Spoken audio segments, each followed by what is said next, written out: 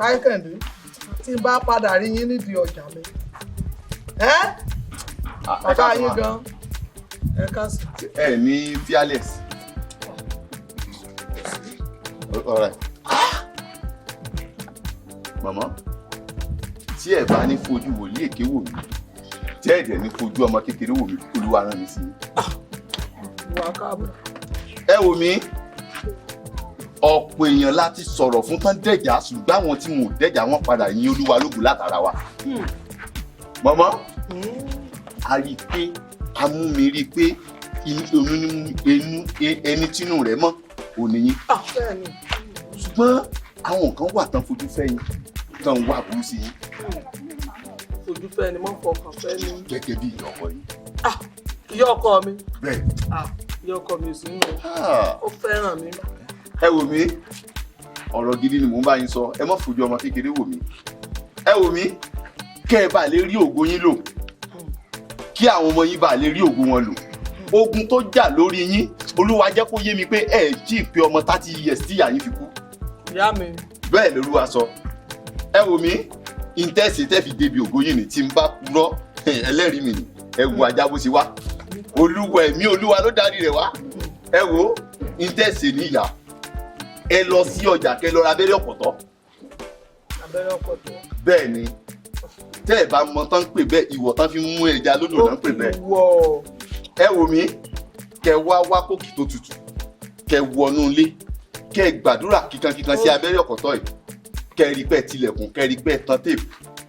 Téèpù ìyìn ní téèpù àmọ́ mo ní rédíò.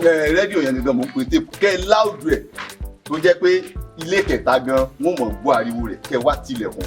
Àwọn kan lè fẹ́ kanlẹ̀kùn ẹ mọ̀ sílẹ̀kùn o wọ́n fẹ́ di iṣẹ́ Olúwa lọ́wọ́ ni ẹ wá ka Psalm 28 lórí abẹ́rẹ́ ọ̀pọ̀tọ́ nígbà tẹ́ kó sí ọwọ́ Olúwa fìjà fún àwọn tó ń bá mi jà gbógun ti àwọn tó ń gbógun tì mí lẹ́yìn ìgbà tẹ́ bá wà kàtẹ́kẹ́ wá sí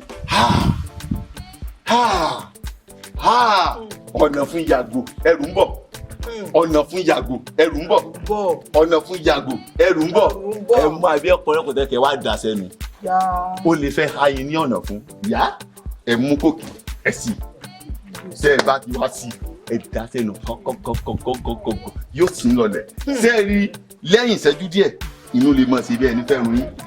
Inú fẹ́ ṣe bí kórùn ìyá rẹ̀. Ẹ gbọ́dọ̀ pariwo sẹ́ríṣẹ́ tí mo fún yín ọ̀pọ̀ gbà ni mo ti fẹ́ dán wò mọ̀mọ́ ẹlẹ́dàá mọ́ mi ni ò gbà fún yín mọ́tẹ́yìn bá lè ṣe ìyá ẹ̀yìn Olúwa lógo. Wọ́n ti fẹ́ ṣe. Bẹ́ẹ̀ lẹ̀mí Olúwa. Bẹ́ẹ̀ ẹlẹ́dàá ìyá àti ẹ kò gbà fún ọ. Bẹ́ẹ̀ ni Olúwa. Bá lò tán inú á ṣe bí kórùn ìyá rẹ̀. Yóò mọ̀ síbi kó ń lọ yìí wẹ́rẹ́. Ẹ gbọ́dọ̀ pariwo torí kẹ́ mọ́ bá di ṣe Olúwa lọ́wọ́. Máàmì èdè máa lélẹ̀ yìí. Rárá. Ẹlẹ́dàá ni mo ní gbàgbọ́.